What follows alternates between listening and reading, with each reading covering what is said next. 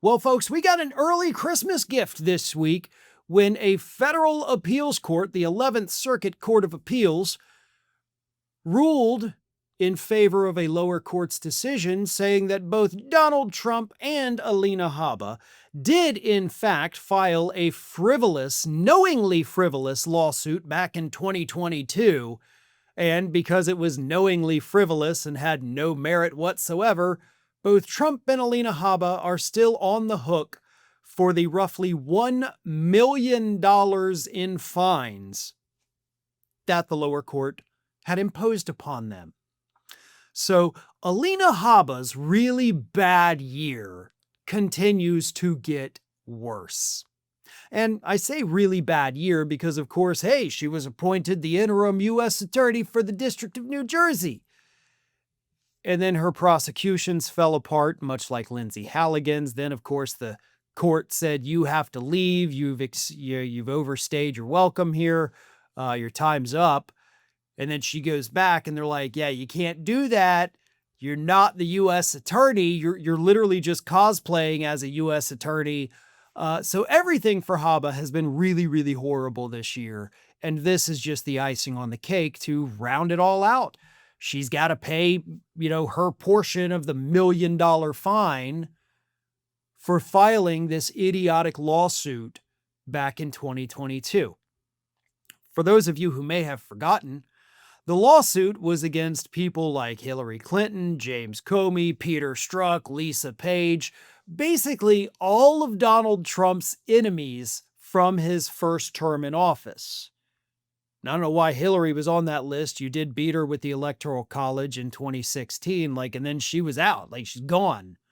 But he's like, I still hate her because she's married to the guy I love, based on the Epstein emails and all that. But maybe that actually does explain it, right? Maybe that's why Trump has such animosity towards Hillary, is she's living the life that he wants to be living. I kid, of course, but also not really. So the thing is, he files this lawsuit against all these people, alleging that the Russiagate hoax, hurt him and they were mean to him and they targeted him, but he had no real damages because none of that led to any damages. And of course, these people did not do anything that was illegal. They did not do anything that was unethical. They did their jobs. Hillary ran a campaign. Campaigns can get dirty.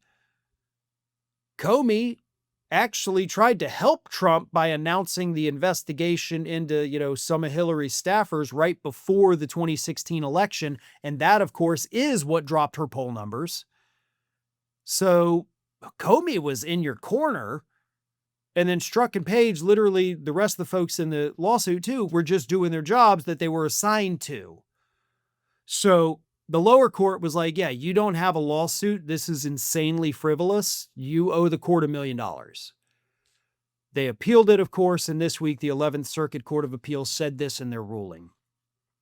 The district court decided that the amended complaint advanced legal theories foreclosed by precedent that the most basic legal research would have revealed.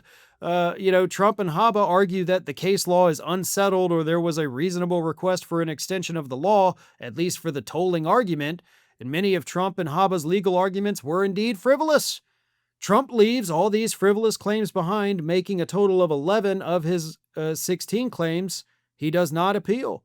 Trump and Habba give us no reason to reverse the district court's ruling that these claims were frivolous. So it's a lot of legalese, a lot of weird sounding sentences that honestly didn't even sound like complete sentences, but whatever. But at the end of the day, it's this. You go work for Donald Trump like Alina Habba has, and you're not going to get the happily ever after. Okay? I know Habba thought she totally would, and just like all these other folks really, really thought that working for this guy was going to be the greatest thing ever. But no, it doesn't end that way, does it? I mean, let's ask Rudy Giuliani. Let's ask Jenna Ellis. Let's ask Sidney Powell. Let's ask Tina Peters. All these people, Mike Lindell, right? How are all those folks doing, by the way? They living their best life? No. In fact, the only two people And the only position where people have worked, where they do get a happily ever after, is as Trump's press secretary. Sean Spicer has a job. Sarah Huckabee Sanders is a governor of Arkansas. Kayleigh McEnany's up there at Fox News, where I assume Caroline Leavitt will end up in about a year or so. So yeah, the press secretaries tend to do pretty well. Everybody else, their lives go to crap.